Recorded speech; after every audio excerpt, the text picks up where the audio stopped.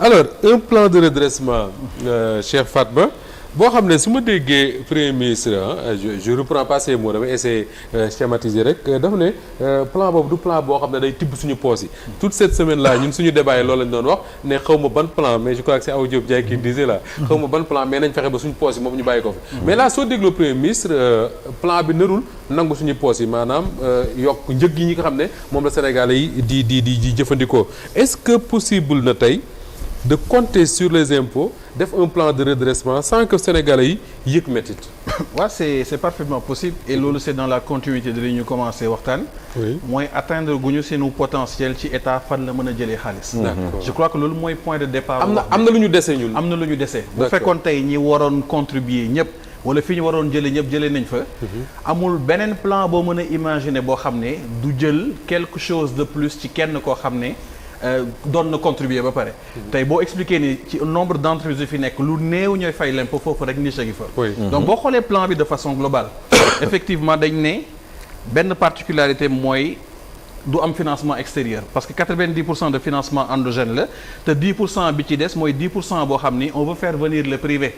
notamment via les recyclages d'actifs donc dimension endogène bi daanaka moo matale plan bi yëpp. boo xoolee sax ci présentation bi ñu ngi ko comparer ak les autres plans yi nga xam ni moom la ñu ko mën a comparer la boo jëlee le PRES bi nga xam ni plan de résilience économique et sociale jamonoy Covid bi gis nga ni 84% de ce plan-là a été financé par les partenaires et les bailleurs. boo jëlee le PAP 2A 14712 également gis nga ni au moins 60 à 70% du financement de ce plan dafa dépendre de financement extérieur. donc premier postulat bi mooy du ñu jël financement boo xam ni. bitim réew la jógee dañuy compter d'abord sur nos ressources endogènes beneen postulat bi mooy Abdoulaye Mbow bi doon fay 100 duñ ko laaj fukki dërëm de plus dañuy xool ci biir société bi ña nga xam ne amaana doonuñu woon fay ñu xool naka lañ mën a jëlee ci ñoom benn dañuy xool secteur yoo xam ne waroon nañ fa yàgg mën a jëlee te jëlee wuñ fa secteur numérique tudd nañ ko mu nekk un secteur à très fort potentiel boo jëlee tey réew yi nga xam ne ay réew yu développé lu mel ni Chine secteur numérique c'est 40% du PIB national maanaam comme bi nga xam ne moom la Chine di créer ci at mi bu doon téeméer ñeent fukk yëpp ci secteur numérique la jógee adduna bi ci waxam boo ko xoolee secteur numérique moo ko téye parce que entreprise yi gën a mag ci adduna bi ay entreprise numérique la Google Apple Facebook Amazon Microsoft mooy les fameux GAFAM ñoom ñëpp ci secteur numérique lañ nekk mu nekk niche bu rëy boo xam ne c'est sous-fiscalisé ñu war fa mën a jëli alal premier ministre détaillé un projet avec des niches yoo xam ne de façon très claire da la naan mobile money lii laa fi mën a jëlee taxation de telles choses sur le numérique lii laa fi mën a jëlee mu nekk donc un exercice extrêmement précis bokk na ci également les jeux de hasard muy les sites de paris en ligne ak les casinos en ligne ñu génne le chiffre bu leer ñu ne la foofu mën nañ fa jëlee 1040 milliards yoo xam ne daanaka ci xayma mooy équivaloir ak FMI lim la jox diggante 2023 ba 2026 boo ko seetloo parce que programme bi Sénégal signé ak FMI 2023 war a jeex 2026 1150 milliards la FMI war a décaisser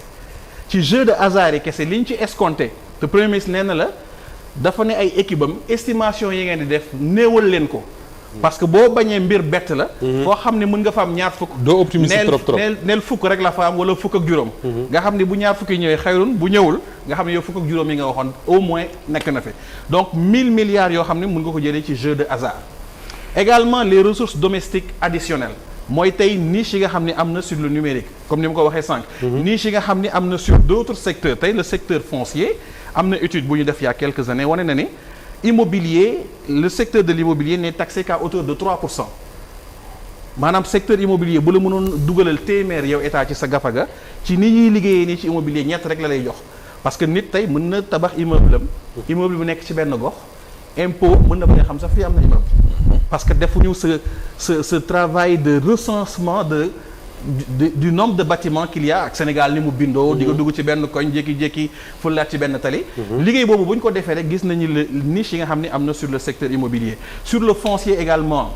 gis nga niche yi nga xam ne génne nañ ko ak les autres secteurs sectoriels yi nga xam ne tey bu ñu fa demee de façon extrêmement précise am na ay niche yoo xam ni war nañ ko mën a exploiter te exploiter wuñ ko loolu bu ñu ko defee dinañu génneel 2111 milliards mu am également ce qu'on appelle financement endogène te ñu commencé ko expérimenter Sénégal lancé na ñaari appel public à l'épargne au mois de mars bi ci mujj moo jeex yàggul trop diggante juin juillet. foo laajte benn gars yi jox la ñett au niveau du marché financier sous-régional nga am financement en CFA. donc risque de devise yi nga xam ne doon nañ ko am ci endettement extérieur amatuloo ko parce que boo lebee CFA ak la parité fixe CFA ngay fay doo xalaat waaw bu Trump tweeté dollar bi am na nu mu mën a impacté sama monnaie loolu amul. donc tey boo jëlee sa financement endogène nga jël le financement sur ressources domestiques ak niche yooyu nga xam ni war nañ ko mën a exploiter doo ñu ko exploiter comme sur les jeux de hasard mais nga dolli ci quelque chose de novateur mooy li ñuy woowee le recyclage d'actifs foofu ñu escompté fa 1091 milliards recyclage d'actifs mooy lan. état am na ay immeuble état am na ay tali état am na ay pont état am na ay port mu am ci yenn yoo xam ne doo gis njëriñ bi tey premier ministre sànq tudd na ko da ngay jël lu mel ni lycée Vanvo mais depuis combien d'années le lycée est dans l'état dans lequel il est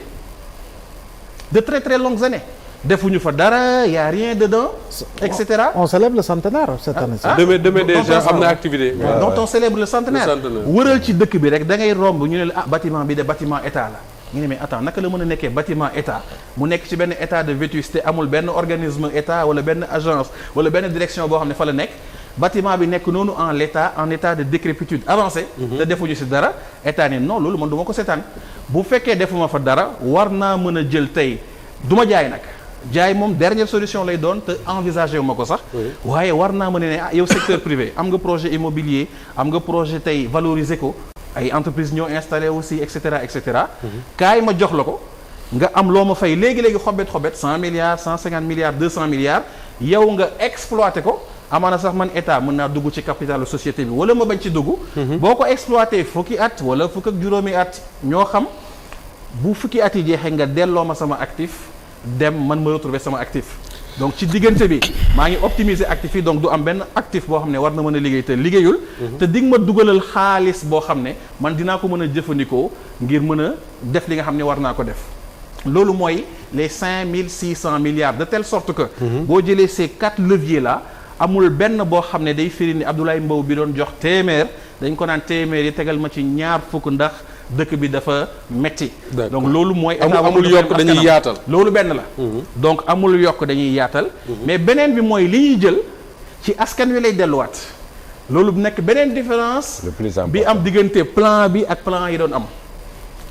doon am dañu doon taaye l'état wàññi dépenses yi yokk recettes yi waaye derrière en termes de résultats sociaux ay chômage ngay gis ay emploi yu nit ñi ñàkk ay bërëbu liggéeyukaay yu ñu tëj fii dañ ne dañuy mobiliser cet argent là ngir jàppale secteur privé ngir jàppale ménage yi ménage yi dinañu def ba njëg yi du yokk benn te fépp foo xam ne njëg yi mën nañ ko wàññi danañ ko wàññi nga gis différence bi amoon ak les plans d'ajustement structurel jamono yu ceeb dafa yokkoon diwlin dafa yokkoon suukar dafa yokkoon parce que état dafa jàppoon ni foofu laa mën a jëlee xaalis li ma yitteel rek mooy nan laay def man état ba am xaalis ñun li ñuy yitteel mooy naka la ñuy def ba am xaalis ngir nga gën a mën a jàppale askan wi donc def tout ba les prix de denrées de première nécessité ñu mën ko maîtriser waaye également cash transfert yi nga xam ne doon nañ ko def ñu gën ko mën a baral parce que loolu dafa nekk également mécanisme économique la c'est-à-dire yow jàppale wuloo ménage bi kese mais yow état sax da nga ciy gisaat sa bopp parce que yaa ngi jox ménage ay ressources yoo xam ne ressources yi boo leen ko joxee consommation dina amaat derrière consommation bu amaatee derrière yow état di nga ci am TVA gis nga le cercle vertueux loolu mooy les politiques de relance de type keynésien waaye également jàppale le secteur privé donc alal boobu dina dem tey ci état ne ne dafay épurer wala apurer la dette due au secteur privé loi de finances rectificative gis nga ñu dugal déjà 500 milliards jàppale wàññi dettu BTP wàññi boru énergie wàññi boru fournisseur u état mais dinañ ko dugal également ci naka la ñuy def ngir mën a jàppale baykat yi ci wàllum intrant ngir mën a jàppale secteur privé ci wàllum wàññi le coût de l'énergie donc nga gis ni ci tënk lépp loo xam ne jëlee nañ ko ci mesure fiscale yooyu yoo xam ni ku doon joxe duñ ko laaj lu ëpp waaye ki dul woon joxe wala feneen foo xam ni waroon nañ fa mën a jëlee te jëlewuñ fa la ñuy jëlee ngir mën ko delloo ci askan wi ci wàllum ménage ci wàllum secteur privé d'accord allez-y non man xam nga plan yi c'est vrai xaw nañ see jàngat li ma gën a naqari man ci plan d'ajustement yi moom dafa déstructurer suñu tissu industriel et économique maintenant aujourd'hui Moustapha bu ñuy wax redressement secteur privé bi ñu bëgg mu nekk en appui parce que le Premier ministre a beaucoup insisté sur la phase d'industrialisation phase d'industrialisation boobu Moustapha man dama gis ni dañoo am un passif économico-industriel boo xam ne war nañ ko mën a soppar ñi mu nekkaat un actif. tey jii nii tissu bi ngeen sol nii ay jamono Sotiba mi ngi fi. oui patrimoine baa ngi fi je pense. oui patrimoine baa ngi fi. ba tey. patrimoine bâti baa ngi fi. waaw. l'expérience mi ngi fi l'expertise est là. ce que fi texte. waaw ak Sotex ka yi ngay fekk par exemple nekk Kaolack fu mel ne Louga. voilà lu ñu war a mën a pour man lu ñu war a mën a fexe dans le cadre du PPP mooy partenariat public-privé pour relancer les activités de la Sotiba Simpafré. tey jii nii li nga xam ne moo di Dometexka bi Serigne Mboup relancé. NSTS bi nga xam ne judduwaat na. mais à l'image véritablement de ces deux structures là toujours dans le cadre des PPP. waruñu xoolaat li nga xam moo di ICOTAF naka la ñuy fexe ñu juddalaat ko par rapport véritablement toujours ak li nga xam moo di parce que kii bi. léegi mais loolu niche de création d'entreprise de création de richesse la de création d'emploi la loo xam ne mu war nga mën a injecter foofu lu bari si li nga xam moo di ndaw. par le truchement de la formation professionnelle. Cher, c'est son secteur d'activité. Félicitations parce qu'on annonce au moins 200 enseignants vacataires à recruter. l'enseigne recrutement mais l'enseigne appel ba tey. mais li ngay defar noonu pour man il faut penser à une bonne juxtaposition des chaînes de valeur et pour man la bonne juxtaposition des chaînes de valeur xam nga xaw ma concept économique bu xaw ma nu ñu ko waxee la banderisation xaw ma benn concept économique la qui part du quartier pour créer les conditions d'un ruissellement même su fekkee ni tous les économistes ne sont pas d'accord sur les conditions du ruissellement parce que Moustapha comme li nga wax lu ñu jot ni ñu ko waxee lu ñu jot ñu bokk ko ñëpp jot waaw lu ñëpp bokk ñëpp jot si mais loolu nag mooy ruissellement parce que tey buy taw foo toll saa yu tiis si la daal. kon boog am na luy dellu sa ginnaaw moom la yenn économistes di wax affaire la politique du ruissellement mais pour man toujours j'insiste parce que tey xam nga dafa am benn kaddu bu ñuy jëbal maanaam dëkk bi dafa dëgër.